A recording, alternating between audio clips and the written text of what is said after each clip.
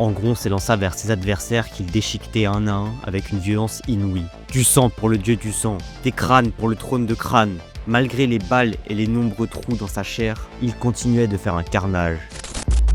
Mais comment en est-il arrivé là? Perso, j'adore les histoires un peu sombres et violentes de Warhammer 40 000. Et avec ce récit, on est servi. Massacre, bain de sang et océan de crâne. Aujourd'hui, on va voir l'histoire du boucher de 40K. Voici Angron, l'enfer des arènes.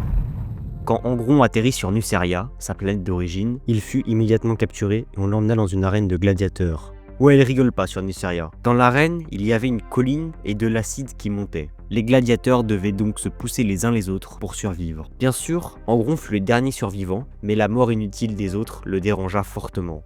Il faut aussi retenir les yeux de mouche. Ce sont de petites boules noires présentes dans les combats d'arène qui jubilent à chaque mort de gladiateur. Ouais, c'est assez sadique. Par la suite, Angron enchaîna les combats d'arène classiques. Il réussit à rester invaincu en massacrant tout le monde. On le surnommait même le Seigneur des Sables Rouges, en référence aux sables qu'il y avait dans les arènes.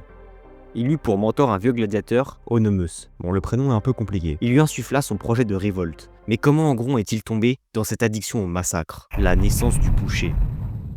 Un jour, les Ossirs, ce sont les gouvernants sur Nuceria, exigèrent un combat entre Onomus et Angron, ce qu'il refusa en les insultant. Suite à ça, on décida de lui implanter les griffes du boucher. Mais c'est quoi ces griffes du boucher? En gros, elles modifient le cerveau du porteur au point de ne pouvoir ressentir du plaisir que quand il est énervé et quand il massacre des gens. Donc ça devient une machine à tuer addict au meurtre. C'est comme si les massacres devenaient le TikTok du porteur. Quand Angron se réveilla de son opération, après avoir été drogué, il se rendit compte qu'il avait tué Onomus. Il en fut dévasté.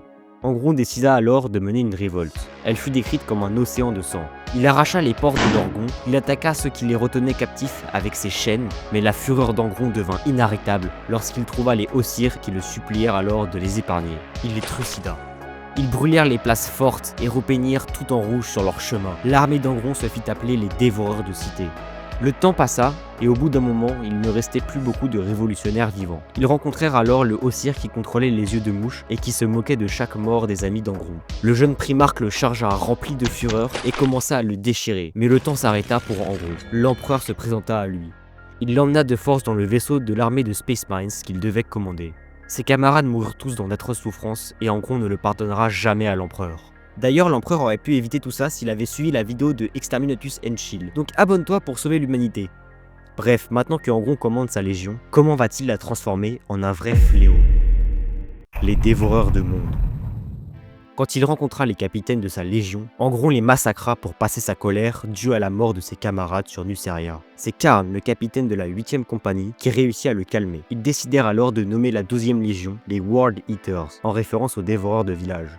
Après ça, Angron mena sa légion dans de nombreuses batailles atroces, comme par exemple contre un vaisseau monde où il y éradiqua toute vie avant de le jeter dans un soleil, ou encore quand il combattit aux côtés de Guilliman et fit un tel massacre qu'il rendit malade son frère. Pour lui, c'est Doom Eternal dans la vraie vie. Mais une de ses campagnes les plus marquantes, c'est Golgotha. En 11 ans, il éradiqua 7 espèces xéno et massacra tout. Après cette campagne, les World Eaters décidèrent de s'implanter les griffes du boucher pour se rapprocher de leur primarque. Et c'est sur Gena qu'ils trouvèrent la technologie nécessaire pour le faire. Après ça, les Space Wolves, accompagnés de Leman Russ, leur primarque, débarquèrent pour dire à Angron de se calmer et de rentrer voir l'empereur. Angron refusa et les deux légions s'affrontèrent tout comme leur primarque. La hache de Angron se brisa, mais pas grave, il prit l'épée de Leman Russ et la brisa aussi. Ils s'affrontèrent à main nue jusqu'à ce que Leman Russ et les Space Wolves se retirèrent pour éviter ce combat inutile. Mais Angron était encore plus ou moins un être humain. Alors comment va-t-il se transformer en prince démon? Le démon qui naît dans le sang. Après pas mal d'autres événements, Angron se retrouva sur X-23, convié par Horus. C'est là qu'il élimina les World Eaters qui étaient encore loyalistes envers l'empereur et ne garda que ceux qui étaient de son côté. Ensuite, Angron et Lorgar, primarque des World Bearers, attaquèrent les mondes ultramarines. Et c'est là qu'on se rendit compte que les griffes du boucher transformaient le cerveau d'Angron en compote. Et à cause de ça, lors d'un combat, il fut enseveli sous des bâtiments. Et pour s'en sortir, il creusa, mais dans le mauvais sens. Après son être sorti, Angron se battit avec Guilliman. Pendant ce temps, Lorgar récita un rituel dans son coin en assombrissant le ciel. Le combat entre les deux primarques était intense. Ils se battaient avec leurs poings dans la boue. Leurs coups étaient si puissants qu'ils faisaient trembler la terre. Angron prit le dessus, mais à cause du rituel, il se retrouva paralysé. Gilliman en profita pour s'enfuir. Soudain, Angron poussa un terrible hurlement inhumain et commença à s'arracher la peau. Il grandissait et son corps se déchirait de lui-même. Il se métamorphosa en prince démon de corne.